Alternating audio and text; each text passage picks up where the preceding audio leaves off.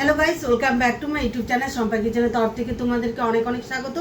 তো আজকের রেসিপিটা হচ্ছে সর্ষের বোয়াল। তো কীভাবে বানাবো তা চলো দেখাই। রেসিপিটার জন্য আমার কী কী লাগবে নিয়েছি, কালো আর সাদা শস্য আর একটা পেস্ট করে নিব। আর এখানে নিয়েছি পেঁয়াজ কুচি, হলুদ গুঁড়ো আর কাশ্মীরি লঙ্কার গুঁড়ো, নিয়েছি লবণ আর এটাও পেস্ট করে নেব, কাঁচা লঙ্কা রসুন, আর নিয়েছি টক দই। আর এখানে আছে বোয়াল মাছ। তো বোয়াল মাছটা আমি কেটে ধুয়ে রেখেছি। এই বোয়াল মাছের মধ্যে আমি দিয়ে দিব লবণ, দিয়ে দেবো কাশ্মীরি লঙ্কার গুঁড়ো,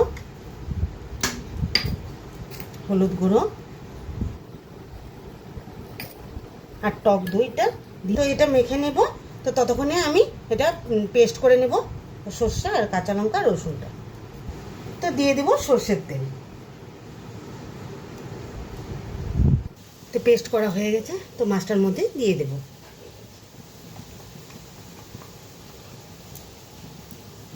তো আবারও ভালোভাবে মেখে টেকে নিই।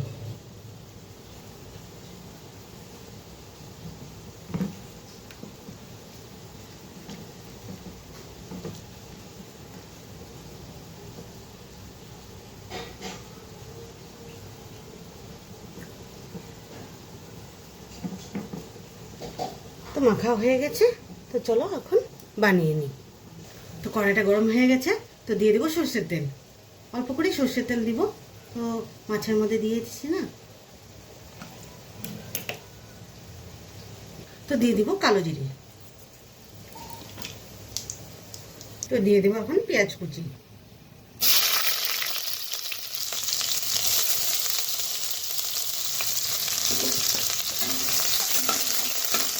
পেঁয়াজটা একটু হালকা হালকা ভাজা হয়ে গেলে মাছগুলো ছেড়ে দেবো।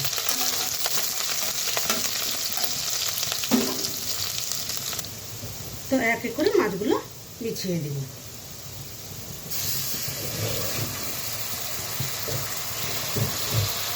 তো সব মাছগুলো দিয়ে দিয়েছি, তো এখন একটু হালকা হালকা নেড়ে নেব।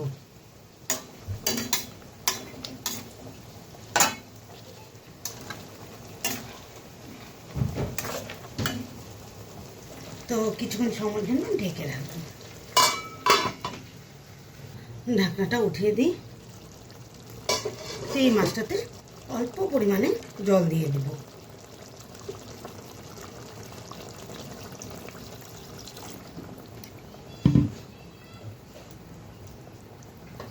তো খুন্তি তো লাগানো যাবে না, না দুই সাইড ধরে ঘোরাতে হবে।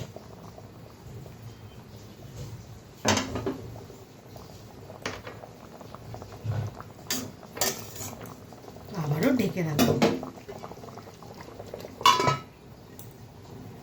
ঢাকনাটা উঠিয়ে দিই। তো কয়েকটা পাকা লঙ্কা ছড়িয়ে দিব। তো মাছটা আমার হয়ে গেছে। গ্যাসটা অফ করে গন্ধরাজ লেবু পাতা বিছিয়ে দেব, তারপরে ঢেকে রাখবো। তো কিছুক্ষণ সময় জন্য ঢেকে রাখি।